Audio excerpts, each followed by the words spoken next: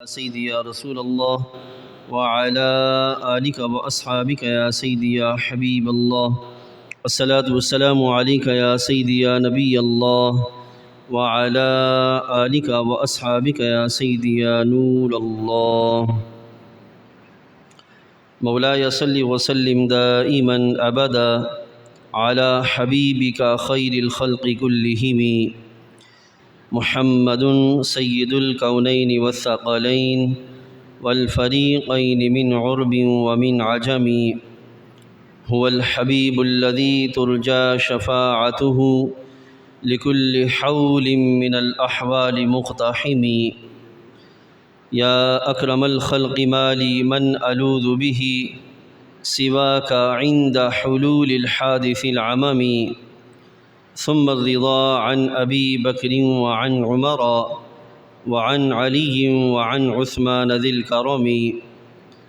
يا رب بالمصطفى بلغ مقاصدنا واغفر لنا ما مضى يا واسع الكرم۔ اللہ رب العزت جل وعلا کا کروڑ شکر ہے کہ اس کریم نے ہم سب کو ماہ محرم کے پہلے جمعہ شریف کے موقع پر اپنی بارگاہ اقدس میں حاضری کی سعادت نصیب فرمائی۔ دعا ہے رب کائنات ہم سب کا حاضر ہونا اور جو کچھ بیان کیا جائے یہ سب کچھ اپنی بارگاہ اقدس میں قبول فرمائے اور اس کے مطابق ہمیں اپنے عقائد اور معمولات بنانے کی توفیق عطا فرمائے۔ ماہ محرم الحرام اسلام سے پہلے بھی بڑا معتبر اور مبارک مہینہ تھا، اور جب اسلام آ گیا، ہمارے آقا صلی اللہ علیہ وسلم تشریف لے آئے، تو مکی زندگی ہو یا مدنی زندگی ہو، بہت سارے واقعات ایسے ہوئے جو کہ ماہ محرم الحرام سے منسوب ہیں، ماہ محرم الحرام میں ہوئے۔ اور حضرت سیدنا عمر فاروق رضی اللہ تعالی عنہ ان کی شہادت کا واقعہ یہ بھی ذو الحج کے مہینے میں آپ زخمی کیے گئے اور یکم محرم الحرام کو آپ کی شہادت ہوئی، اور پھر وقت جوں آگے بڑھتا گیا تو حضرت سیدنا امام علی مقام امام حسین رضی اللہ تعالی عنہ آپ کی شہادت اور واقعہ کربلا یہ بھی ماہ محرم الحرام میں ہوا۔ معزز حاضرین، اس لحاظ سے ماہ محرم الحرام ایک ایسا مہینہ ہے جس میں ایک طرف ہمیں رب ذوالجلال جل وعلا کی فضل اور اس کی رحمتوں کو بھرپور طریقے سے مانگنے کا اہتمام کرنا چاہیے، نماز پنجگانہ، نوافل، وظائف اور اس طرح کی صورتحال کے ساتھ ساتھ، اور اس کے ساتھ ساتھ حضرات صحابہ اور اہل بیت اطہار رضوان اللہ علیہم اجمعین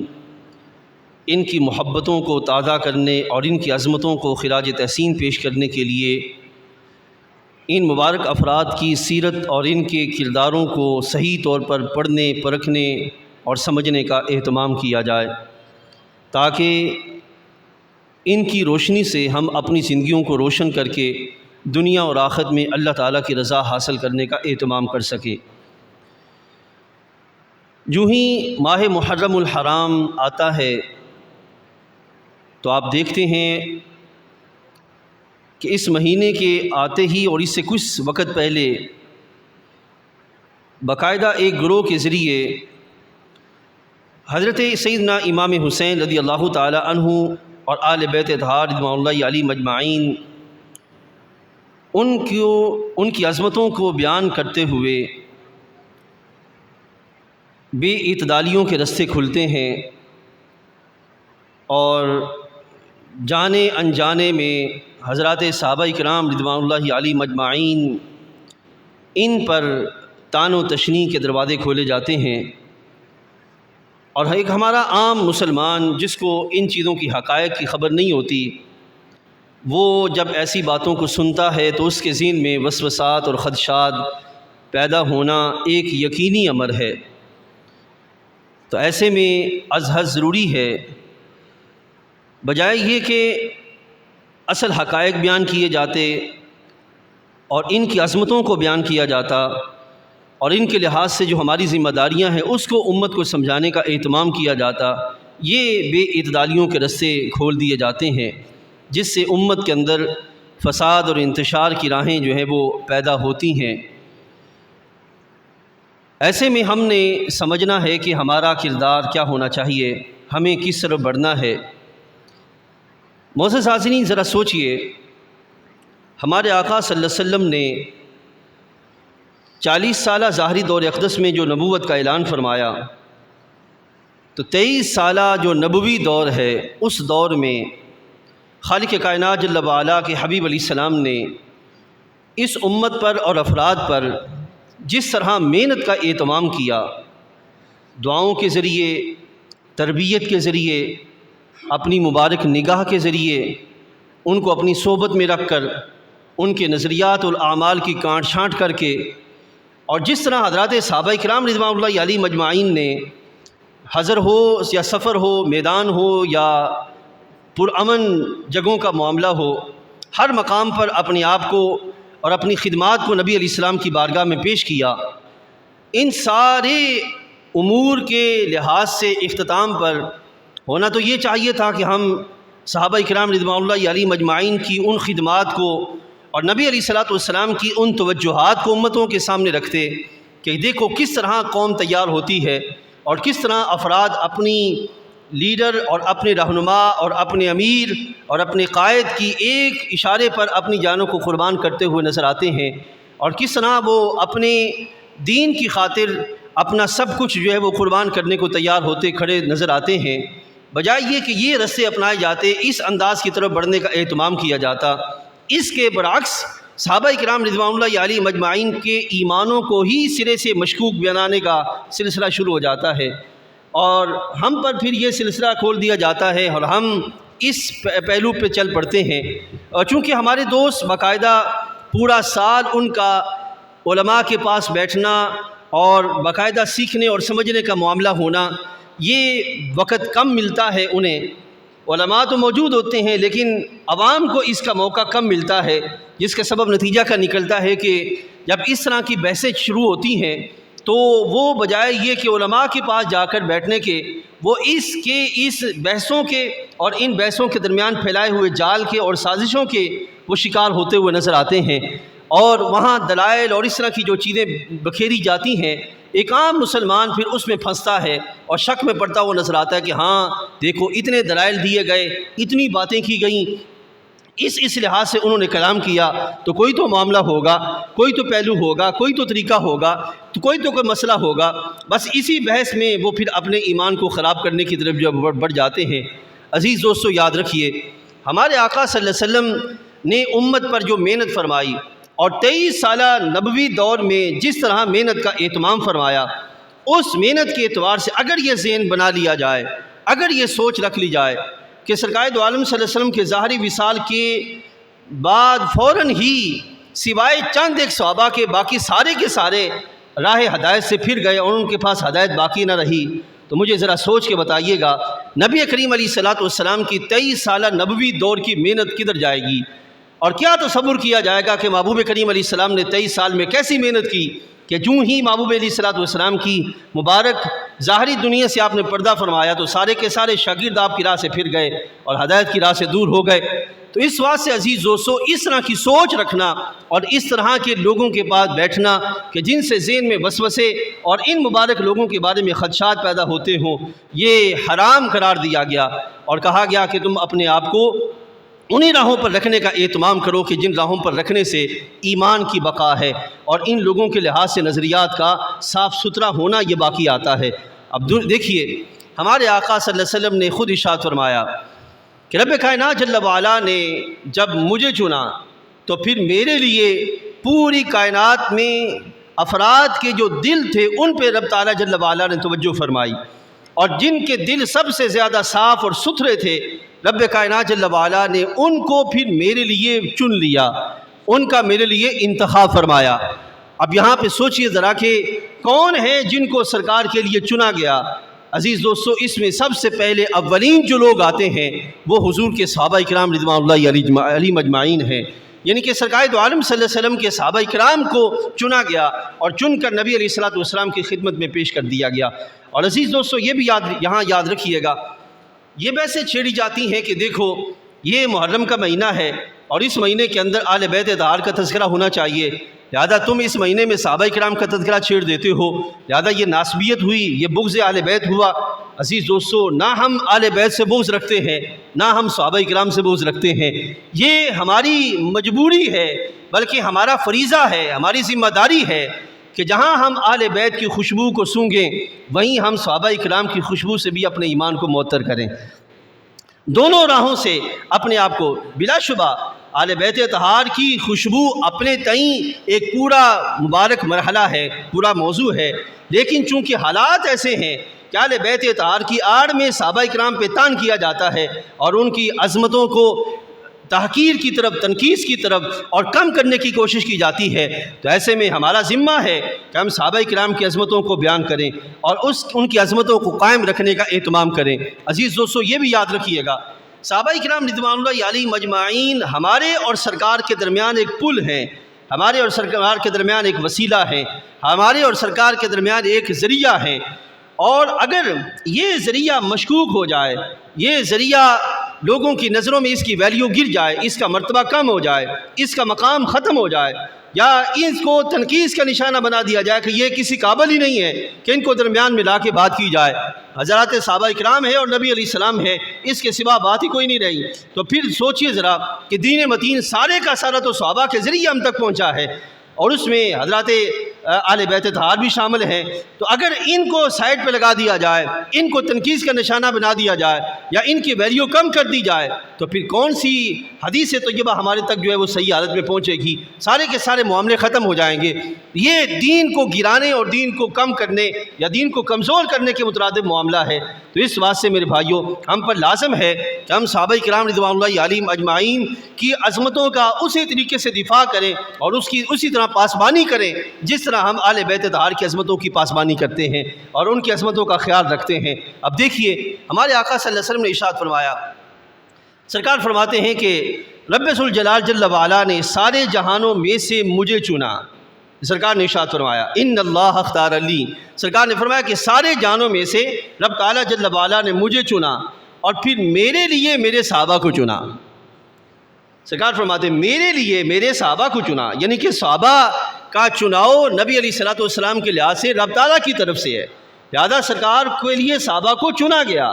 اب یہاں پہ یہ بات بھی واضح رہے، صحابہ کرام میں کچھ وہ ہیں جو پہلے ایمان لائے، کچھ وہ جو بعد میں ایمان لائے، کچھ وہ جو اختتام پر جا کر ایمان لائے، یعنی کہ نبی علیہ السلام کی ظاہری حیات طیبہ کے اختتام پر جا کر ایمان لائے۔ تو عزیز دوستو، یہ سارے کا سارا معاملہ تقدیر کا معاملہ تھا، یعنی کہ جب رب تعالیٰ نے چاہا وہ پہلے ایمان لائے، جن کے لیے رب تعالیٰ نے چاہا وہ درمیان میں ایمان لائے، جن کے لیے رب تعالیٰ نے چاہا وہ آخر پہ ایمان لائے۔ نہ پہلوں پر ایمان لانے کے لحاظ سے کوئی تان ہوگا، نہ آخری پر ایمان لانے کے لحاظ سے کوئی گرفت ہوگی کہ وہ بعد میں ایمان لایا، لہذا اس کے لحاظ سے کوئی معاملہ نہیں ہے، کوئی حیثیت نہیں ہے، کوئی ایسا کوئی پہلو نہیں ہے۔ نہیں عزیز دوستو، یاد رکھیے گا، جب بھی کوئی ایمان لے آیا، اب ایمان لے آنے کے بعد اس کا مرتبہ وہ ثابت ہو گیا اور وہ اپنے مرتبے پہ آ گیا۔ اور پھر یہ بھی بات واضح رہے اور اس کو اپنے ذہن میں جگہ دیجیے گا کہ اہل بیت اطہار رضوان اللہ علیہم اجمعین اس میں کون کون آتے ہیں؟ عزیز دوستو، اہل سنت و جماعت کے اپنے طریق ہیں، اپنے اصول ہیں، اپنے قواعد و ضوابط ہیں۔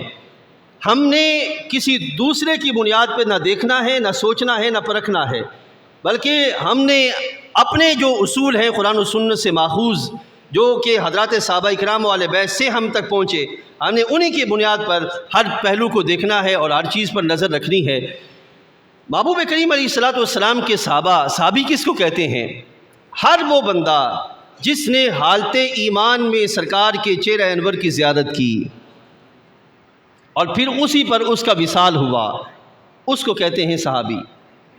حالت ایمان میں جس نے سرکار دو عالم صلی اللہ علیہ وسلم کی چہرہ انور کی زیارت کی، آپ کی صحبت اقدس پا گیا اور پھر اسی حال میں اس کا وصال ہوا، اس کو کیا کہیں گے؟ صحابی۔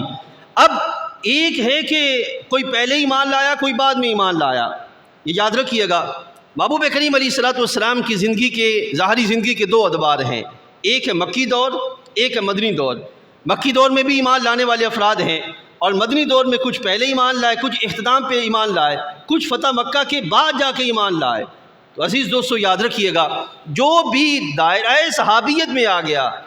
جس نے بھی نبی علیہ الصلوۃ والسلام کو حالت ایمان میں پا لیا اور آپ کی چہرہ انور کی زیارت کر کے شرف ایمان کو وہ تسلیم کر چکا، پا چکا، اس بندے کا اللہ تعالیٰ جل وعلا کی بارگاہ میں شرف صحابیت میں مرتبہ ثابت ہو گیا۔ اب وہ شرف صحابیت میں آ گیا ہے۔ عزیز دوستو یہاں جو بات آپ کے سامنے رکھنی ہے وہ یہ ہے کہ حضرت صدیق اکبر سے لے کر آخری وہ بندہ جو ایمان لایا نبی علیہ السلام کی بارگاہ میں، آخری بندہ جس کو ایک لمحے کے لیے نبی علیہ السلام کی صحبت اقدس میسر آئی، ایک لمحے کے لیے حالت ایمان میں، اور اسی حال میں اس کا وصال ہوا۔ عزیز دوستو سارے کے سارے افراد صحابیت کے شرف میں سب برابر ہیں، صحابیت کے شرف میں سب برابر ہیں۔ جو رتبہ شرف صحابیت کے اعتبار سے جناب صدیق اکبر کا، وہ اس کا بھی ہے جو سب سے آخر میں ایمان لایا، یا اس کا بھی ہے جس نے ایک لمحے کے لیے نبی علیہ الصلوۃ والسلام کی صحبت اقدس کو پایا۔ اس اعتبار سے شرف صحابیت میں سب برابر ہیں، جس طرح انبیاء کرام علیہم الصلوۃ والسلام شرف نبوت میں سب برابر ہیں۔ آگے درجات ہیں، رتبے ہیں، اور ان رتبوں میں سب سے افضل و اعلیٰ ہمارے آقا جناب سیدنا محمد الرسول اللہ صلی اللہ علیہ وسلم ہیں۔ اسی طریقے سے شرف صحابیت میں سارے برابر ہیں، جو پہلے ایمان لائے، جو آخر میں ایمان لائے، جو محبوب علیہ السلام کی بارگاہ اقدس میں حاضر ہو کر آپ کے چہرہ انور کو دیکھ کے آپ کی صحبت اقدس کو پا گیا، ایک لمحے کے لیے کیوں نہ ہوا، وہ بندہ دائرہ صحابیت میں آ گیا۔ اب اس کے لیے مرتبہ اور مقام اللہ کی بارگاہ میں مسلم ہوا۔ اور پھر یہ بھی بات واضح رہے کہ صحابہ کرام رضوان اللہ علیہم اجمعین، لفظ صحابی حدیث طیبہ میں لفظ صحابی کا بیان منافقین کے لیے بھی آتا ہے، لیکن جب ہم شرف اور رتبہ کے لحاظ سے بات کریں گے تو منافقین شرف اور رتبہ والے نہیں ہیں، وہ تباہی والے، ذلت والے، دنیا اور آخرت میں رسوائی والے، اور ان کو جنت کی خوشبو تک نہیں سنگھائی جائے گی۔ اور ادھر رب ذوالجلال آل ایمان اور صحابہ کرام رضوان اللہ علیہم اجمعین، جنہوں نے سرکار کی خدمت میں اپنے آپ کو پیش کیا اور سرکار کی غلامی میں حق ادا کر دیا، اور رب ذوالجلال نے ان کی عظمتوں کو قبول کیا اور ان کی عظمتوں کا بیان فرمایا، ان کی شان یہ ہے کہ رب کائنات جل وعلا قیامت کے دن جہنم کے قریب لے جانا تو دور کی بات، قیامت کی جو سختیاں ہیں اللہ تعالیٰ ان سختیوں سے بھی ان کو دور رکھے گا، وہ سختیاں بھی ان کے قریب نہیں آئیں گی، چاہے جا کے جہنم کے معاملات کے معاملہ ہو، وہ سختیاں بھی ان کے قریب نہیں آئیں گی، یہاں تک کہ اللہ کے فرشتے، قرآن مجید فرماتا ہے کہ قیامت کے دن اللہ کے فرشتے ان کے پاس آ کے ملاقات کریں گے اور ان کو مبارکباد دیں گے کہ یہ وہ دن ہے جس دن میں آپ کی عظمتوں کا بیان کیا جائے گا۔ اس واسطے عزیز دوستو یاد رکھیے گا، یہ جو جب ہم صحابہ کی بات کرتے ہیں کہ وہ شرف والے، وہ مرتبے والے، تو ہم ان کی ہرگز بات نہیں کرتے کہ جو منافقین ہیں ان کا معاملہ نہیں ہے، نہ وہ رتبے والے، نہ وہ مقام والے، نہ ان کو اللہ کی رضا میسر آئی نہ آئے گی، نہ ان کو جنت کی خوشبو سنگھائی جائے گی، کسی بھی طرح ان کا معاملہ نہیں ہوگا، بلکہ وہ جہنم میں ڈالے جائیں گے، جنت کے، بلکہ جہنم میں کہاں، ان المنافقین فی الدرک الاسفل من النار، جہنم کے سب سے نچلے درجے میں رکھے جائیں گے۔ اور جہاں تک تعلق ہے آل ایمان صحابہ کرام کا، ان سب کے بارے میں رب تعالیٰ کا فرمان ہے وَكُلًّا وَعَدَ اللَّهُ الْحُسْنَى، وہ سارے کے سارے اللہ کی بارگاہ سے جنت کا وعدہ لیے ہوئے ہیں، ان سب کے لیے اللہ تعالیٰ نے جنت کا وعدہ فرما دیا۔ اس واسطے عزیز دوستو یہاں پہ میں یہ بھی ایک اصطلاح آپ کے سامنے رکھتا چلا جاؤں، فتح مکہ کے وقت جو ایمان لائے صحابہ، ان کے لیے ایک ٹرم استعمال کی جاتی ہے طلقاء، جو آزاد کیے گئے۔ تو یہ یاد رکھیے گا، بعض لوگ ان پر یہ کہتے کہ یہ صحابہ میں نہیں آتے، ہم کہتے ہیں کہ جو ایک مرتبہ نبی علیہ الصلوۃ والسلام کی صحبت اقدس پا گیا، وہ فتح مکہ سے پہلے ہو یا فتح مکہ کے بعد میں ہو، قرآن ان کے بارے میں یہ ارشاد فرماتا ہے کُلًّا وَعَدَ اللَّهُ الْحُسْنَى، سب کے ساتھ اللہ تعالیٰ کی طرف سے جنت کا وعدہ ہے۔ لہذا ہمیں یہ تفریق کرنے کی یا ترتیب بنانے کی یا تقسیم کرنے کی ضرورت نہیں ہے کہ فلاں صحابی تھا اور فلاں صحابی نہیں تھا، نہیں، ظاہری دور اقدس میں نبی علیہ السلام کے جو نبی علیہ الصلوۃ والسلام کی چہرہ انور اور صحبت اقدس کو ایک لمحے کے لیے بھی پا گیا وہ درجہ صحابیت پا گیا اور اس کو وہ رتبہ مل گیا، اب اس رتبے پہ قائم ہے اور اس کے لحاظ سے وہی شرف والا معاملہ ہوگا۔ اب یہاں یہ بات سمجھتے جائیے کہ صحابہ کرام کے ساتھ ایک اور آگے رتبہ ہے، وہ ہے اہل بیت اطہار رضوان اللہ علیہم اجمعین۔ بعض لوگ اس طرف چلے جاتے ہیں کہ جب اہل بیت کی بات کی جائے تو پھر صحابہ کا تذکرہ نہ کیا جائے، صحابہ جدا ہیں، اہل بیت جدا ہیں۔ ہم کہتے ہیں کہ یاد رکھو جو اہل بیت ہیں وہ اہل بیت بعد میں ہیں، پہلے سرکار کے صحابی ہیں، وہ پہلے نبی علیہ السلام کے صحابہ میں آتے ہیں اور پھر اہل بیت میں آتے ہیں۔ آپ کے ذہن میں خیال آئے گا وہ کیسے؟ مجھے ذرا سوچ کے بتائیے۔ محبوب کریم علیہ السلام کے جملہ رشتہ دار جس وقت وہ سرکار پر ایمان لائے تو ایمان لاتے ہی وہ شرف صحابیت پا گئے، جو ایمان لاتے ہی وہ شرف صحابیت پا گئے۔ اب ایمان لانے پر شرف صحابیت انہیں پہلے میسر آیا اور آگے رشتہ داری کے سبب اہل بیت ہونے کا دوسرا شرف انہیں میسر آیا۔ اسی طریقے سے سرکار کی ازواج مطہرات جو نبی علیہ الصلوۃ والسلام کے عقد حرم شریف میں داخل ہوئیں اور عقد ہوا سرکار کے ساتھ، وہ جب ایمان لائیں تو ایمان لاتے ہی پہلے وہ شرف صحابیت پا گئیں اور اس کے بعد وہ عقد کے اندر یا حرم شریف میں داخل ہوئیں۔ اسی طرح سرکار کی ازواج مطہرات اور اولاد پاک جتنی بھی صاحبزادیاں ہیں اور صاحبزادے، یہ سارے کے سارے پہلے حضور کے صحابی ہیں اور پھر حضور کے جو ہے وہ اہل بیت میں آتے ہیں۔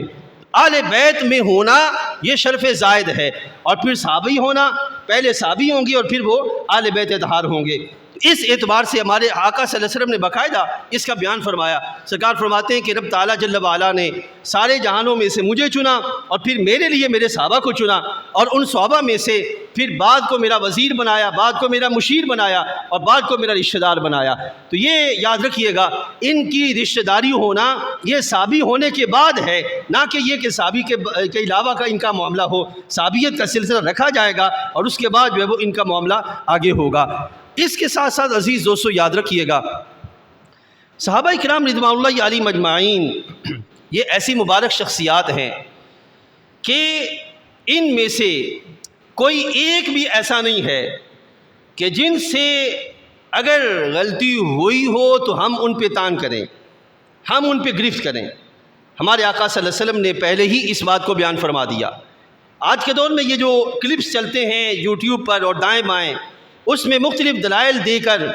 تاریخی حوالہ جات کے ساتھ اور اس طرح دوسری چیزوں کے ساتھ صحابہ کرام پر تان کرنے کی کوشش کی جاتی ہے۔ عزیز دوستو یاد رکھیے گا تاریخی دلائل ایک طرف، حدیث طیبہ ایک طرف، اگر یہ دونوں ایک دوسرے کے متضاد ہوں پھر تاریخ کو ردی کی ٹوکری میں پھینکا جائے گا، اس کو قبول نہیں کیا جائے گا، اور اگر تاریخ حدیث طیبہ کی مطابقت میں ہو تو پھر اس کو لے لیا جائے گا، اس کو قبول کیا جائے گا۔ یہ جتنے بھی معاملات ہوتے ہیں ساری کے ساری تاریخی بحثیں ہیں کہ فلاں تاریخ کی کتاب میں یہ آیا، فلاں مورخ نے یہ لکھا، فلاں مورخ نے یہ لکھا۔ ہم کہتے ہیں کہ پہلے حدیث طیبہ دیکھی جائے، اس میں سرکار نے کیا ارشاد فرمایا۔ محبوب کریم علیہ السلام کے صحابہ ہیں، تاریخ والا اس کو اپنے نظر سے بیان کرے گا، حالات کے تناظر میں یا جو بات اس تک پہنچے گی وہ اس لحاظ سے بیان کرے گا۔ پہلے دیکھا جائے گا سرکار نے کیا فرمایا اور پھر اس سے پہلے دیکھا جائے گا قرآن نے کیا فرمایا۔ عزیز دوستو یہ جو الفاظ ہیں رضی اللہ عنہم ورضوا عنہ، یہ جو الفاظ ہیں یہ حضور کے سارے صحابہ کے لیے ہیں، کسی ایک کے لیے نہیں ہے، سارے صحابہ کے لیے ہیں۔ اللہ تعالیٰ جل وعلا نے جہاں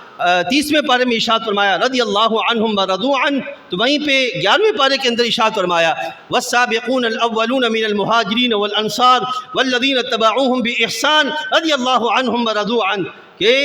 سابقون اولون جو سب سے پہلے ایمان لائے اور جو اس کے بعد ایمان لائے اور جنہوں نے پہلے ایمان لانے والوں کی اتباع کی، یعنی کہ ان کے ساتھ چلتے رہے، رب تعالیٰ فرماتا ہے رضی اللہ عنہم ورضوا عنہ، ان سب کے لیے اللہ تعالیٰ جل وعلا کی طرف سے اس کی رضا کا اعلان ہے۔ اب دیکھیے ایک ہے کہ بندہ مومن کو رب کی رضا ملے گی، بندہ مومن کو رب کی رضا ملے گی کب؟ جب بخشش کا سلسلہ ہو جائے گا، تب جب باقاعدہ ترازو رکھا جائے گا، نامہ اعمال تولے جائیں گے، اس کے بعد اللہ تعالیٰ جل وعلا اپنی رضا عطا کرے گا اور پھر رضا کی ایک صورت جنت ہوگی، پھر بخشش ہوگی اور اس طرح کے سارے معاملات ہوں گے۔ یہ ہے ایک عام مومن کے لیے، لیکن جہاں تک تعلق ہے صحابہ کرام رضوان اللہ علیہم اجمعین کے لحاظ سے، تو ان کے لیے رب ذوالجلال نے اپنی رضا کا اعلان دنیا میں ہی فرما دیا ہے۔ رضی اللہ عنہم ورضوا عنہ، اللہ تعالیٰ ان سے راضی ہو چکا، وہ رب سے راضی ہو چکے، یعنی کہ ان پر اللہ نے اپنی رضا کا سلسلہ جاری فرما دیا اور انہوں نے اللہ کی رضا کو قبول کر لیا۔ لہذا عزیز دوستو یاد رکھیے گا کہ ایک وہ بندہ جو رضا پا چکا اور ایک وہ بندہ جس کو اپنا حال ہی مشکوک ہے، اگر یہ دونوں مقابلے میں کھڑے ہو جائیں تو بیوقوف کس کو کہا جائے گا؟ کہ وہ بندہ جو مشکوک ہے وہ ان کے مقابلے میں کھڑا ہو رہا ہے جو رضا پا چکا ہے، تو میرے بھائیوں ایسے بندے کو بیوقوف کہا جائے گا کہ تم ان کے مقابلے میں کھڑے ہو رہے ہو جو رب ذوالجلال سے رضا کی پہلی سند لے چکے ہیں۔ اور پھر دوسری طرف ہمارے آقا صلی اللہ علیہ وسلم نے ارشاد فرمایا، عزیز دوستو یاد رکھیے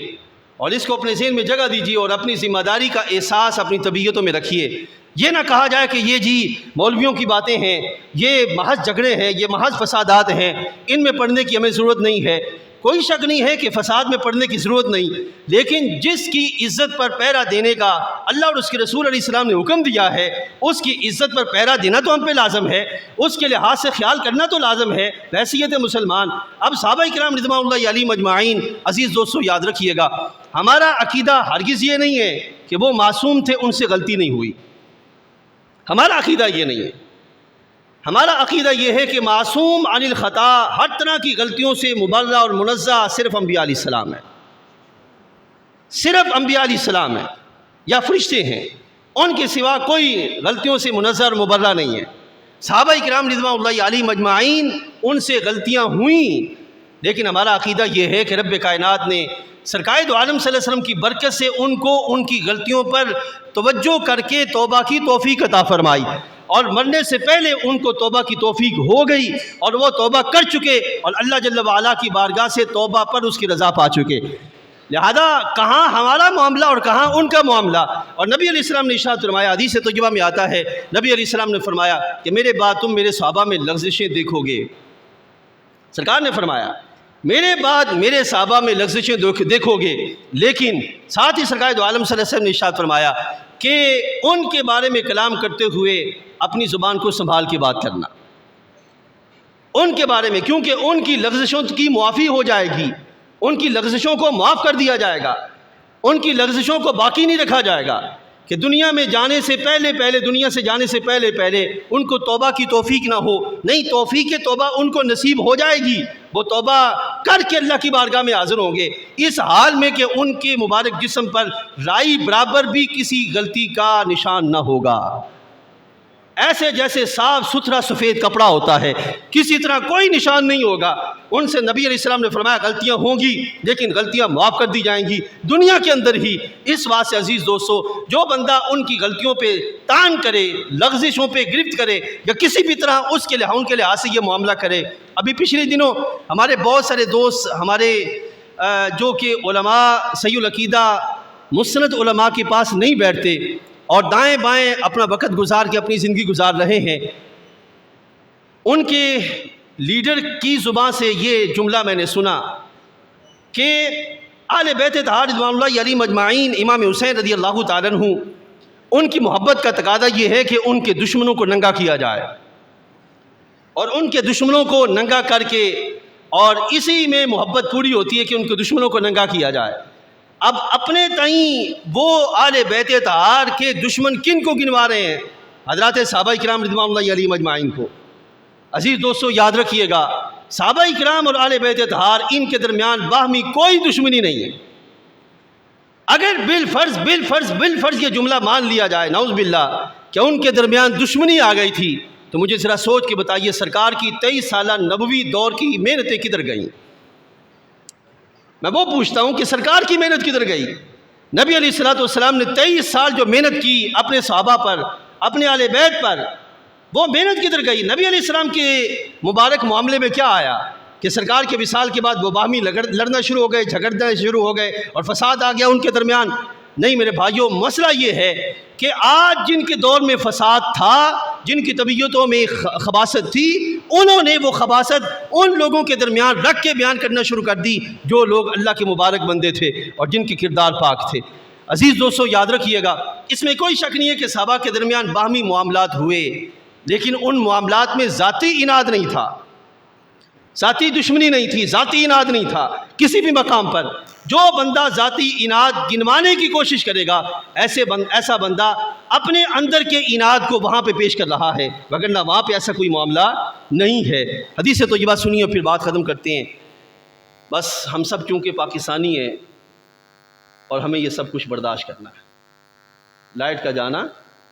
یہ سب کچھ برداشت کرنا ہے، ٹھیک ہے جی، یہ برداشت کرنا ہے۔ افسوس کے ساتھ اگر میں اس طرف چل پڑوں انشاءاللہ اگلے جمعہ شریف پر اس چیز کو بھی میں بیان کروں گا کہ حضرت امام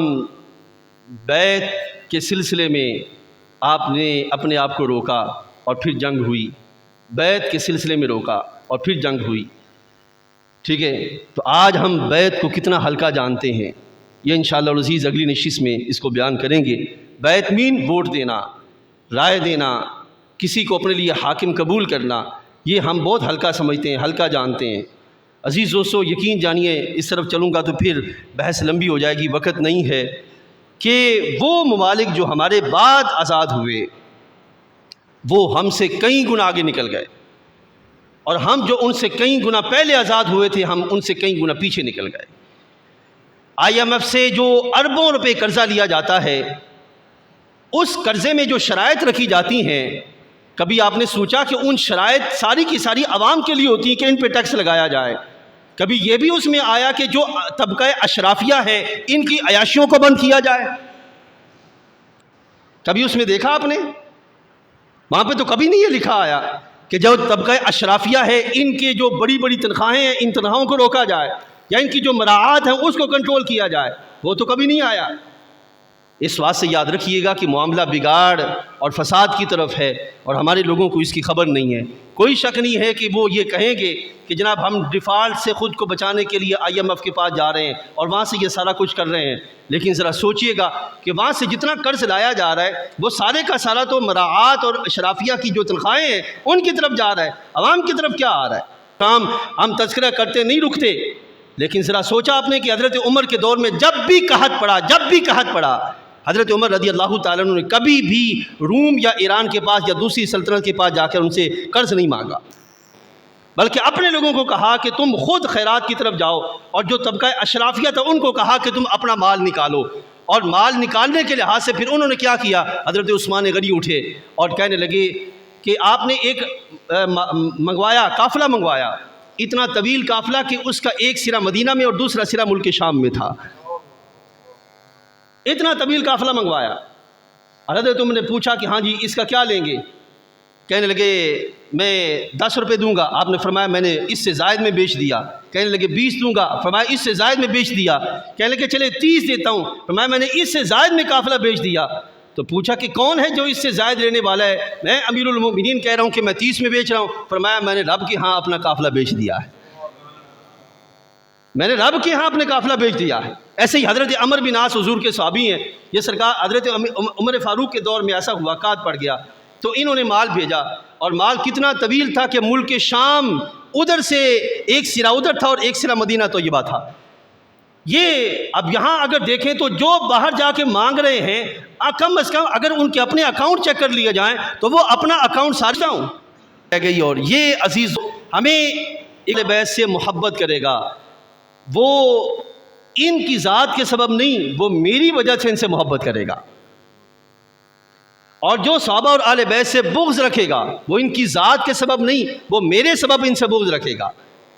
اور نبی علیہ السلام نے ارشاد فرمایا کہ جو میرے سبب ان سے بغض رکھے گا وہ مجھے اذیت دے گا، اور جو مجھے اذیت دے گا وہ رب کو اذیت دے گا، اور جب رب کو اذیت دے گا عنقریب اللہ تعالیٰ اس کو اپنے عذاب میں گرفتار کر لے گا۔ تو عزیز دوستو سوچئے ذرا، جو صحابہ کو گالیاں دیتے ہیں ان کا انجام کیا ہوگا، ان کا انجام کیا ہوگا؟ اور ہمارے لوگ بیٹھ کر جو ان کے آئے ہوئے چاول کھاتے ہیں، اور اپنی نظریں اسی ذات پہ رکھیں جس کو محمد عربی کہا جاتا ہے، صلی اللہ علیہ وسلم۔ آخر دعوانا الحمدللہ رب العالمین۔